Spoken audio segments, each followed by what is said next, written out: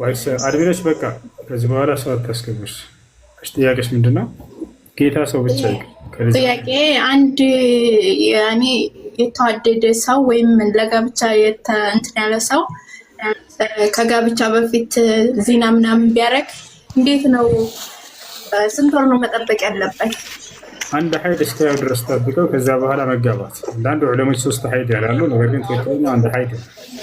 በነቢያችን ሰለላሁ ዐለይሂ ወሰለም ጊዜ ፈልተንተظር ሐይضተን ያሉት አንድ ሀይድ እስክታይ ትጠብቅና አግቡ ብለው ተናግረዋል። አየሽ፣ ስለዚህ አንድ ሀይድ እስክታይ። ሽክራን ጌታ ሰው እንዴት ነህ? ደህና ነው ወይ? እግዚአብሔር ይመስገን ሰላም ነው አለ። ጸጋና ሰላም ይብዛልህ። አሚን። አንድ ጥያቄ ልጠይቅህ ነበር። እሺ ጠይቅ። ማለት እስልምና ሃይማኖት በፊት የነበረ ነው፣ ክርስትና ሃይማኖት አይታወቅም ነበር ያልከው ማለት ነው? እውነት ነው። እዛ ላይ እስልምና ሃይማኖት በፊት ታዲያ ክርስትና እንዴት ተጀመረ? አለ ማስረጃው? አዎ ክርስትና እንዴት እንደተጀመረ ማስረጃ አለ። እሺ አሳየው። በምን ምክንያት እንደሆነ? ያው ጠላቶች ናቸው ይሄን ስም ክርስቲያን ብለው በስድብ መልክ አወጡት። ከዚያ በኋላ ክርስትና ተጀመረ። ማስረጃ ያውና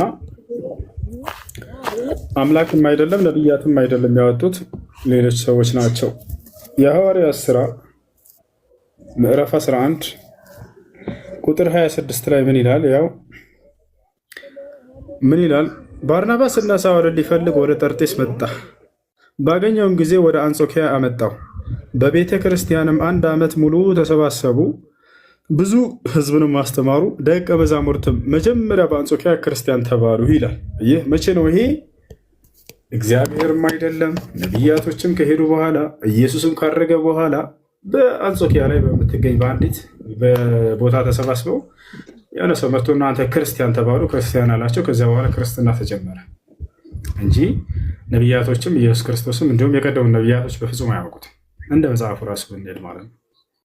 ይሄን ይመስላል። እኔ እኮ የተለያየ ስለሆነ ቢሆን አጠያየው እናንተን ስጠይቃቸው አሁን አንዳንዶች በአዳም ልጆች በእናትና አንዱ ይታዛል ብሎ ውሃ ላይ በጣለበት በዛ ነው የተጀመረ ምናምን ብሎ ይናገራሉ። ቁርአን ላይ ይላሉ። ያለ የለም ለማለት ፈልጌ ነው። ምን ላይ በአዳም ክርስትና የተጀመረው በአዳም ጊዜ ነው ብሎ ቁርአን ላይ በአዳም ጊዜ የተጀመረው ክርስትና የሚል በፊት አዳምና ሔዋን በነበሩበት ጊዜ ሲሉ አንደኛው ለአባት ይታዘዛል፣ አንደኛው ይታዘዝ ነበር። ከዛ የዛ ጊዜ አንደኛው ለአባት ይታዘዝ ሄድና እንጨት አምጣ ልመርቅም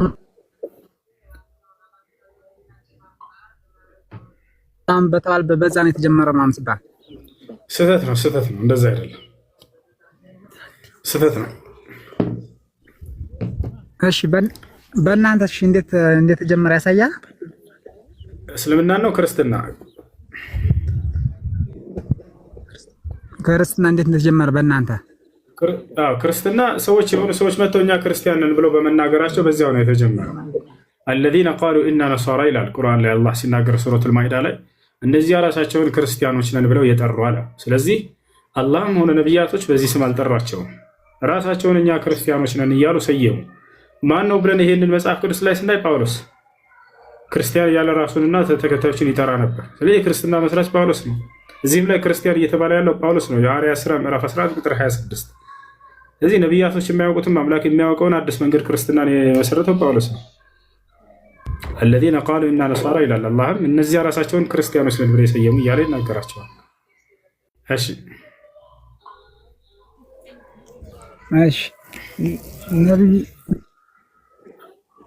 ነብዩ መሐመድ እንትን ስለሆነ ነብይ በመሆን በምን አመናቸው? አንደኛ ቅዱስ ገብርኤል ራሱ ተገልጦ እኔ ገብርኤል ነኝ፣ አንተ ደግሞ የአላህ መልእክተኛ ነህ። ነቢይ መሐመድ ሰለላሁ ዐለይሂ ወሰለም ነቢይነታቸውን ያመንነው አንደኛ መልአኩ ገብርኤል አብሳሪው መልአክ ተገልጦ እኔ ገብርኤል ነኝ፣ አንተ ደግሞ የአላህ መልእክተኛ ተደርገህ ተመርጠሃል ብሎ ራሱ ነቢይነታቸውን ስላረጋገጠላቸው አንድ እሱ። ሁለተኛ አምላክ አላህ ስብሐነ ወተዓላ አንተ እኔ ከላኳቸው ነቢያቶች የመጨረሻው ነቢይ ነህ ብሎ እነ አብርሃም እነ ኢስሐቅ እነ ያዕቆብን እነ ሙሴን እነ ክርስቶስን ነቢይ አድርጎ እንደላከ ከገለጠ በኋላ የመጨረሻው ነቢይ ደግሞ አንተ ነህ ብሎ ስለተናገረ፣ ስለዚህ አምላክ የመልአክ ምስክር። ሶስተኛ ነቢይ መሐመድ ሰለላሁ ዐለይሂ ወሰለም ነቢይነታቸው የተረጋገጠበት ተአምራቶችን በማድረጋቸው ነቢዩ መሐመድ ሰለላሁ ዐለይሂ ወሰለም አይንን አብርተዋል። ልክ እንዲሁ ደግሞ ወደ ሰማይ አድርገዋል። ልክ እንዲሁ ደግሞ ለጥቂት ሰው የሚበቃን ምግብ ለብዙ ሰው አብዝተዋል። ልክ እንዲሁ ጨረቃን ለሁለት ከፍለዋል በዘመናቸው ለመካ ሰዎች ከሰዎቸው ተአምር። ያ ይሄ ከነገርኩ መካከል ጥቂት ነው። ሌላው ነቢይነታቸው የተረጋገጠው ትንቢትን ተናግረው ያ ትንቢት በተናገሩበት መሰረት መፈጸሙ። እነዚህ ሁሉ የእርሳቸውን ነቢይነት ያረጋግጡላቸዋል። ሌላው የቀደሙትን ነቢያቶች ትምህርት ማስተማራቸው፣ ልክ እንዲሁ እነዚያን ነቢያቶች ትክክለኛ አምላክ ነቢያቶች መሆናቸውን ማረጋገጣቸው። አንድ ሰው ነቢይ ነኝ ስላለ ሳይሆን እስኪ ትምህርትህ ከማን ጋር ነው? ከየት ነው? ከነቢያቶች ካለፉት ጋር ተብሎ ይጠየቃል። ነቢያችን ሰለላሁ ዐለይሂ ወሰለም ታዲያ የአብርሃም የኢስሐቅ የያዕቆብን አምላክ ያን አንድ አምላክ ነው የጠሩት፣ ያስተማሩት፣ የሰበኩት ደርስ ነው። እንዲሁም ደግሞ እርሱን በብቸኝነት ማምለክ የነቢያት ትምህርት እንደሆነና ያንን አስተምረዋል። ይህን ይመስላል። እኔ እኮ ቁርአን ላይ ለራሱ ሳይ ሙስሊም 855 ላይ ለክርስቲያን መጀመሪያ ያወረደ ለክርስቲያን ነው ምናምን ይላል። ምን ላይ? ሳይ ሙስሊም 855 ላይ መሰለኝ። ምን የሚል መጀመሪያ የተሰጣቸው ለክርስትና ነው ምናምን መጽሐፍ ቅዱስ የወረደላቸው ምን ይላል? አይደለም ክርስቲያኖች ከነቢያቶች በኋላ መጥተው ወደ ነቢያት ራሳቸውን አስጠግተው መጽሐፍን የበረዙ የነቢያት ትምህርት ላይ ትልቅ ክህደትን የፈጸሙ ናቸው። አይሁዲዎችም ክርስቲያኖች።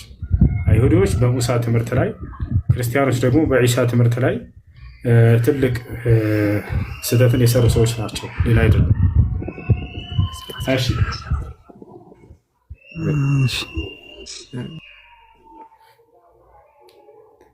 እሺ ቤት ያለሽ ቤቲ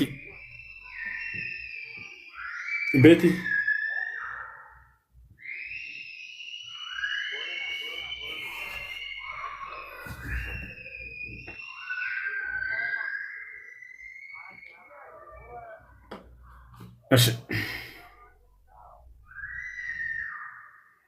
ነብዩ ሰለላሁ ዐለይሂ ወሰለም ስንት ተአምራት አላቸው? የነብዩ ሰለላሁ ዐለይሂ ወሰለም ተአምር ከ1000 በላይ ናቸው። ከ1000 በላይ ተአምራቶችን አድርገዋል።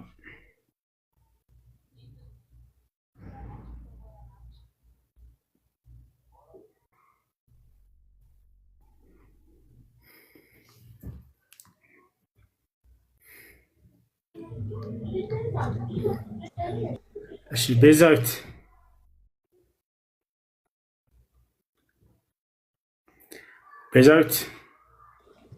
ሰላም ነው? እንዴት ነሽ? ደህና ነሽ? ደህና አለነሽ? ጥያቄ ነሽ? ጥያቄ ነበረኝ። እሺ ጥያቄሽ ምንድን ነው? እኔ አሁን በቅርብ ነው እስልምናን የተቀበልኩት። ባሌ ሙስሊም ነው እና ግን ምንድነው ሁሌ ጥያቄ የሚሆንብኝ ማግባት ከአንድ በላይ ማግባት ይፈቀዳል ወይ? ለምንድን ነው የተፈቀደው? ጥሩ ጥያቄ። አዳምጪሽ።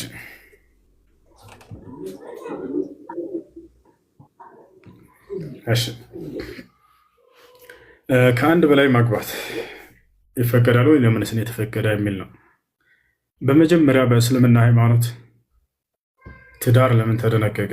ዓላማው ምንድን ነው? አንድም ሁለትም ሶስትም እስከ ማግባት የተደነገገው ዓላማው ለምንድን ነው? ከዚያም በመቀጠል ይህ ነገር ለመሆኑ በዚህ በነቢ ሰለላሁ ዐለይሂ ወሰለም እና በትውልዳቸው ላይ የተጀመረ ነው ወይንስ ባለፉትም ነቢያት ዘመን አምላክ ደንግጎት ነበር ወይንስ አዲስ ነው በዚህ ትውልድ ላይ የሚለው እናያለን።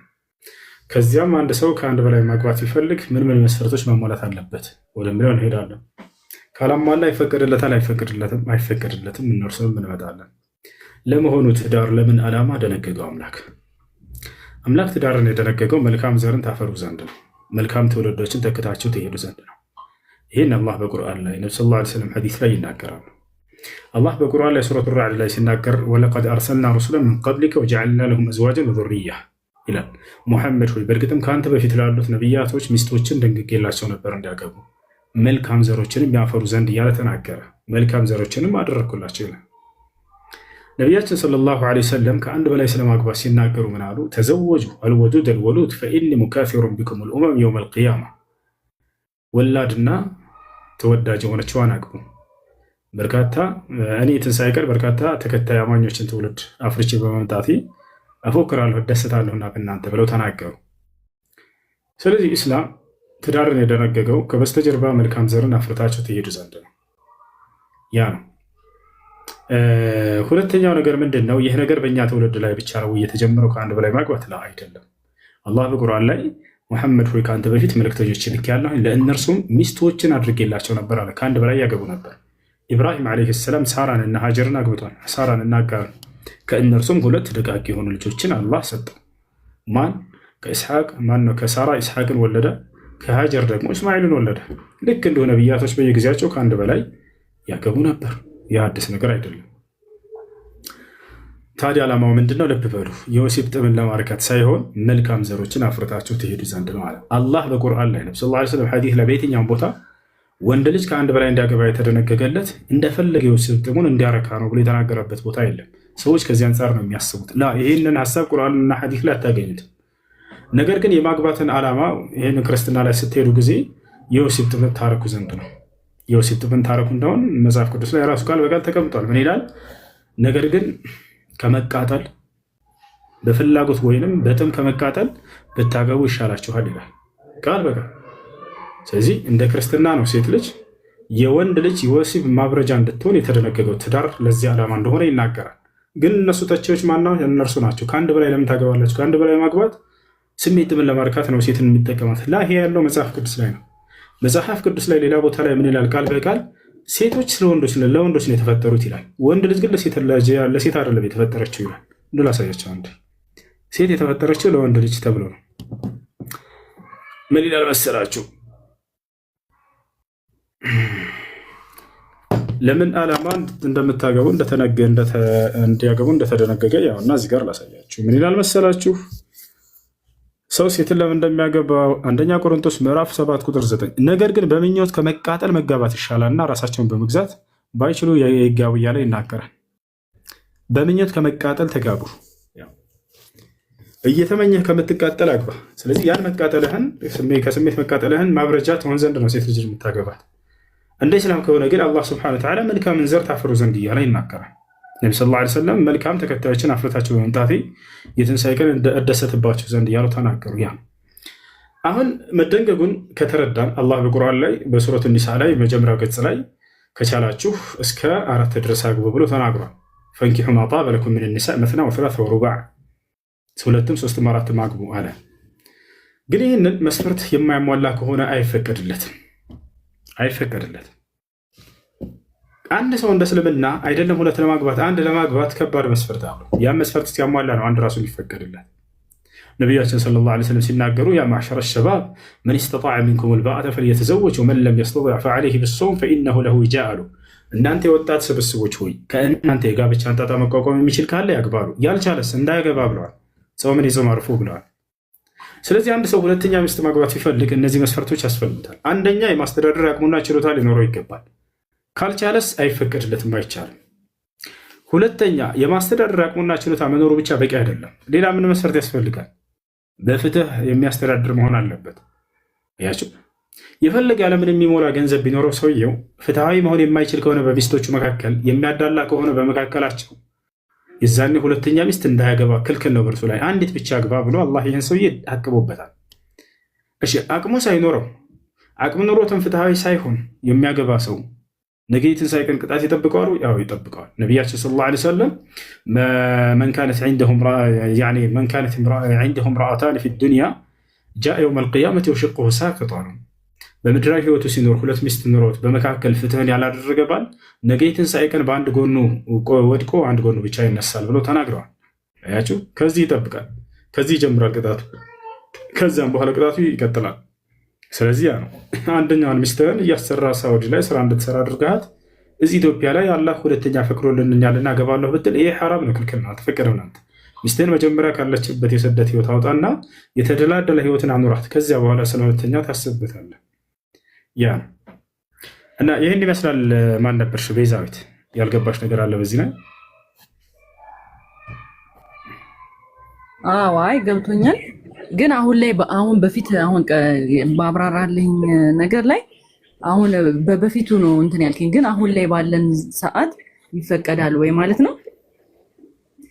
እነዚህን መስፈርቶች የማያሟላ ከሆነ አይፈቀድለትም። እነዚህ መስፈርቶች ካላሟላ አንድ ብቻ ያግባ ብሎ አላህ ቃል በቃል በቁርአን ላይ ፈዋሂደተን ይላል። አንድ ብቻ ያግቡ ብሎ ተናግሯል። መስፈርቶችን ካሟላ ግን አላማው ምንድን ነው? እዚህ ጋር አላማውን እናንተ ልታስቡ የሚገባው እዚህ ምድራዊ ህይወት ሰውየው በሴት ልጅ ስሜቱን አርክቶ እንዲሄድ አይነት ሰው ሆነ የተባለው መልካም ዘሮችን አፍርታቸው ትሄዱ ዘንድ ነው። አላህ ገና ሰዎችን ሲፈጠር ራሱ ሰዎች በምድር ላይ መልካም ሰዎች ሲተካኩ ዘንድ ብሎ ነው ይህን ምድር የፈጠረበት ዓላማ። ባልና ሚስትንም እንትን እንዲሉ ያደረገው መልካም ዘርን ያፈሩ ዘንድ ነው ከመካከላቸው። ያ ነው ዓላማ። እሺ፣ አመሰግናለሁ። መርሐባ። እሺ ልጆች፣ እኔ እየያዘ ነው ልውጣ። ኢንሻአላህ ማታ እመለሳለሁ። አሰላሙ አለይኩም ወራህመቱላሂ ወበረካቱ። መልካም